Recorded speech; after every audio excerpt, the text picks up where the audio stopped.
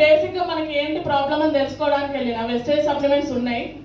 అయితే ఆయన ఏం చెప్పిండంటే, నువ్వు లైఫ్లో ఐస్ క్రీమ్ తినొద్దమ్మా, ఏసీ కింద ఉండొద్దు, కనీసం ఫ్యాన్ కింద ఉండొద్దు, నువ్వు ఇంకా లైఫ్లో చల్లదనం, పులుపు, తీయదనం మూడింటికి దూరం ఉండాలని అని చెప్పిండు. ఇక వచ్చిన నైట్ ఆలోచించిన, మన సప్లిమెంట్స్ ఉండగా ఇక ఎప్పుడైంది నేను ఎంబీబీఎస్ చేసి ఇంకా ఇవన్నీ చెప్పడానికి నేను ఎంబీబీఎస్ సీట్లో కూర్చున్నానని అనుకున్నా. ఇక తెల్లారి రెస్పోకేట్, flax oil, amla, ganoderma, sea buckthorn food patches వేసుకున్నా. నిన్న కూడా రీసెంట్గా స్ట్రాబెరీ ఐస్ క్రీమ్ తిన్నా ఏసీలో. నిన్న మొత్తం జర్నీ చేసిన ఫీల్డ్కి, ఈరోజు మొత్తం జర్నీ చేసుకుంటూనే వచ్చిన. 200 కిలోమీటర్స్ నుంచి కార్లోనే వచ్చిన. ఇప్పటి వరకు కూడా నాకు దగ్గు అనేది లేదు. ఏం డిసీజ్ లేని వాళ్ళు దగ్గుతున్నారు ఏందని నేను అడుగుతున్నా. సో ఇది వెస్టేజ్కి ఉన్న పవర్. సప్లిమెంట్స్, మన సప్లిమెంట్స్కి చాలా రిజల్ట్ ఉంటుంది.